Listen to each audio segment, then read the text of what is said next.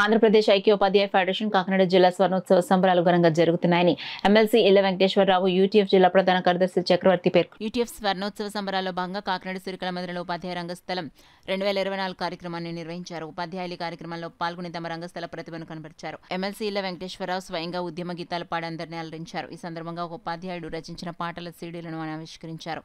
ఈ సందర్భంగా ఎమ్మెల్సీ ఇళ్ల వెంకటేశ్వరరావు యూటీఎఫ్ జిల్లా ప్రధాన కార్యదర్శి చక్రవర్తి మీడియాతో మాట్లాడారు. ఈ కార్యక్రమంలో యూటీఎఫ్ రాష్ట్ర నాయకులు ప్రభాకర్ వర్మ, జిల్లా అధ్యక్షులు శ్రీ నాగేష్, జిల్లా నాయకులు పాల్గొన్నారు.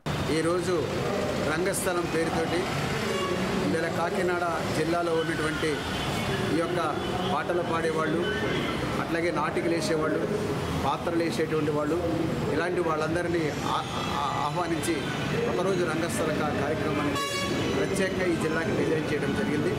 ఆ రకంగా ఈ రోజున బహుముఖంగా ఈ కళారూపాలకి వచ్చిన వాళ్ళందరికీ కూడా అభినందనలు తెలియజేస్తున్నాను.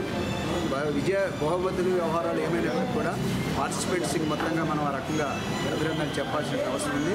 దీన్ని సక్సెస్ చేసినందుకు ఆ రకంగా చెప్పాల్సిన అవసరం ఉంది. అట్లా మరి క్రికెట్ టోర్నమెంట్ కూడా నిర్వహించుకున్నాం.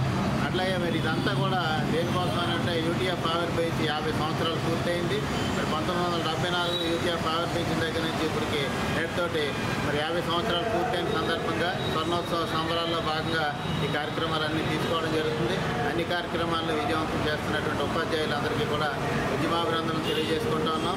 ఎప్పుడు యూటీఎఫ్ అంటే పోరాటాలు, సమ్మెలు, ధర్నాలు వీటితోనే కాకుండా అట్లాగే ఉపాధ్యాయులు అంటే ఈ రోజున ఉపాధ్యాయ వృత్తి కూడా చాలా టెన్షన్తో కూడుకున్నటువంటి వృత్తిగా మారిపోయినటువంటి తరుణంలో ఇట్లాంటి ఆటలు, పాటలు, ఇలాంటి మానసిక ఉల్లాసాన్ని మరి ఉపాధ్యాయుల్లో ఉండేటువంటి